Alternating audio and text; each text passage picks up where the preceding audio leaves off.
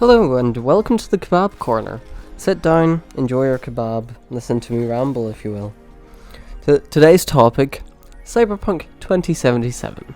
From the title of the video, I'm assuming you're asking, did he enjoy Cyberpunk 2077? And I'll tell you, yes I did. But a game isn't without its faults. Obviously on launch, it was horrible, unplayable even.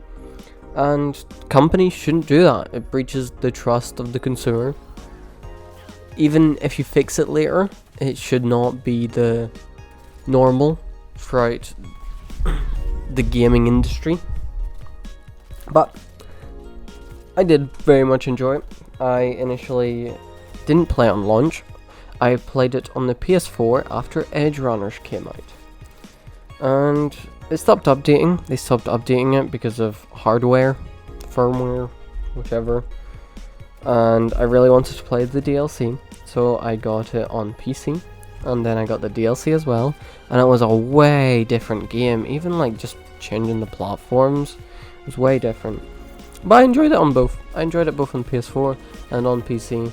The jank, I played through it. If you play any Bethesda game, the jank's normal. You just kind of get used to it.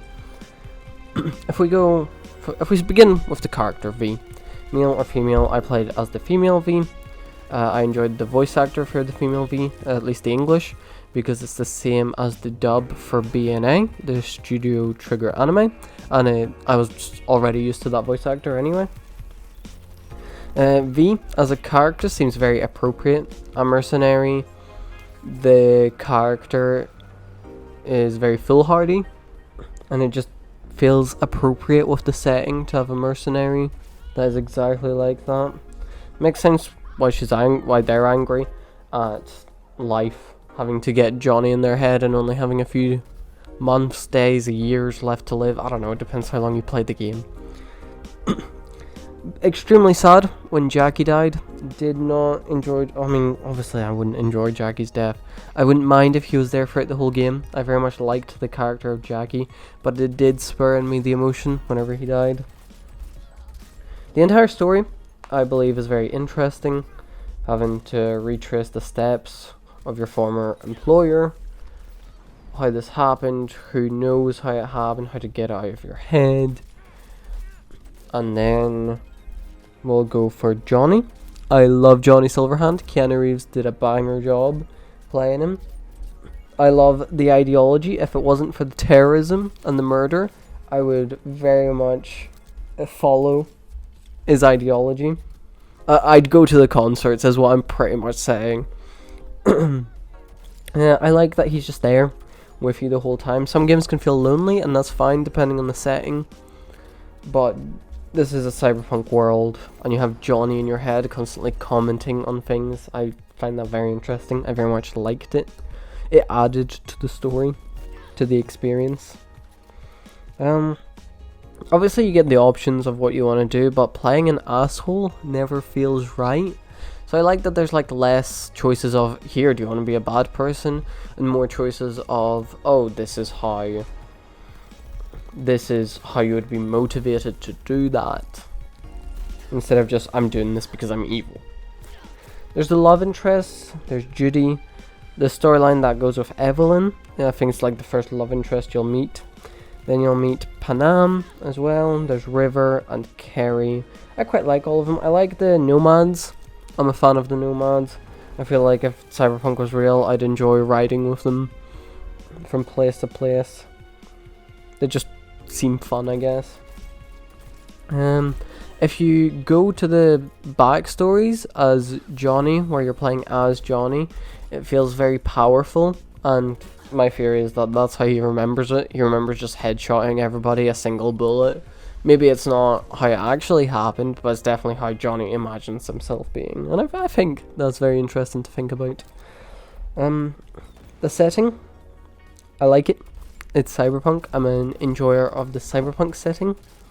It is, I feel like a lot of places are using it now. A lot of games, a lot of industries are using it now, and it's getting a bit oversaturated, but I'll still love it even if it is oversaturated.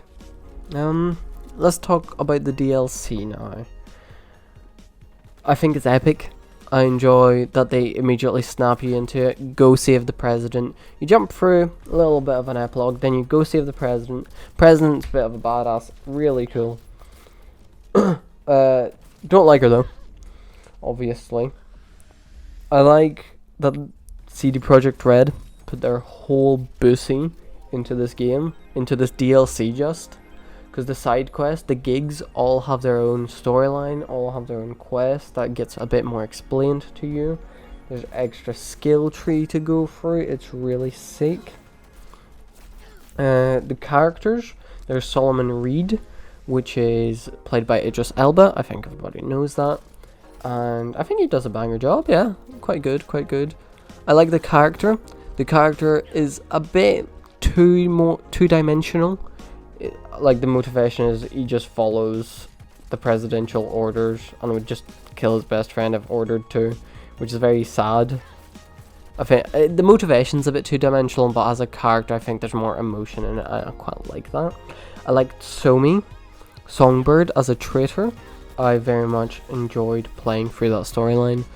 I sided with Somi as I felt like her quest for freedom was desirable.